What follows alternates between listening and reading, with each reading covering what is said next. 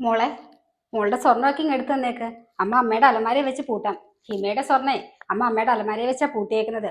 പഴയ കാലത്തെ പൂട്ടാ, കള്ളന്മാരൊന്നും പൊളിച്ചോണ്ട് പോകത്തില്ല. മോള് വേഗം ചെന്ന് എടുത്തിട്ട് വാ. ഏയ്, അതിന്റെ ആവശ്യമൊന്നും അമ്മേ. ഇതൊക്കെ ഒരു പഴഞ്ചൻ ഏർപ്പാടല്ലേ. എന്റെ സ്വർണ്ണമൊക്കെ എന്റെ അലമാര തന്നെ ഇരുന്നോട്ടെ. അതും എന്റെ അച്ഛനും അമ്മയൊക്കെ പണിത് തന്നെ ലോക്കർ തന്നെയാ, നല്ല ഉറപ്പുള്ളതാ. ഒരു കള്ളന്മാരും കൊണ്ടുപോകില്ല. പിന്നെ 2 ദിവസം കഴിഞ്ഞാൽ ഞാനത് ലോക്കറിൽ കൊണ്ടുപോയി വെക്കും. വിഷ്ണു അത് തന്നെയാ പറഞ്ഞത്. ഞാൻ അധികം ആഭരണങ്ങളൊന്നും ഇടാറില്ല. ഓ, നമ്മുടെ അലമാരയിൽ വെച്ച് പൂട്ടുന്ന പോലെയാണോ ബാങ്ക് ലോക്കറിൽ കൊണ്ടുപോയി വെക്കുന്നത്?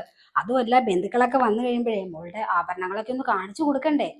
ഇല്ലെങ്കിൽ അവരോർക്കും മോളുടെ ആഭരണങ്ങളൊക്കെ കല്യാണം കഴിഞ്ഞ ഉടനെ എന്റെ ചെക്കൻ കൊണ്ട് പണയം വെച്ചെന്ന്.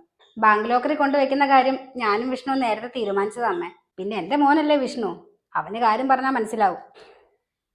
അല്ല മോളെ, നീ ഇപ്പോഴും അവനെ പേരാണോ വിളിക്കുന്നത്? നാട്ടുകാർ കേട്ടാ എന്ത് വിചാരിക്കും?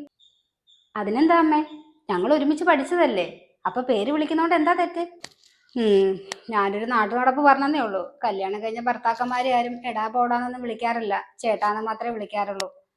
പിന്നെ ഇവിടെ കുറച്ച് റൂൾസ് ഒക്കെ ഉണ്ട്. ഹിമമോൾ എപ്പോഴും ചുരിദാർ ഇട്ടോണ്ടാ നടക്കാറ്. ഇവിടെ ഷോള് നിർബന്ധമാ. ഇവിടെ അച്ഛനെ കൂടെ കൂട്ടി 4 ആണുങ്ങളുള്ളതല്ലേ. പിന്നെ ഇത് മോളുടെ വീട്ടിൽ നിന്നൊന്നും ആരും പറഞ്ഞു തന്നിട്ടില്ലായിരിക്കും. ഞാനല്ലേ ഇനി ഇതൊക്കെ പറഞ്ഞു തരാനുള്ളൂ. അതുകൊണ്ട് പറഞ്ഞതാ. അതെന്താ അമ്മേ, അത്രയ്ക്ക് മോശക്കാരാണോ ഇവിടെയുള്ള ആണുങ്ങള്? പിന്നെ വർഷങ്ങളായിട്ട് ഞാൻ വിഷ്ണുവിനെ പേരാ വിളിക്കുന്നത്. അത് കല്യാണം കഴിഞ്ഞുകൊണ്ട് മാറ്റാൻ പറഞ്ഞെന്ന് പറഞ്ഞാൽ അതെങ്ങനെ പെട്ടെന്ന് മാറ്റുക?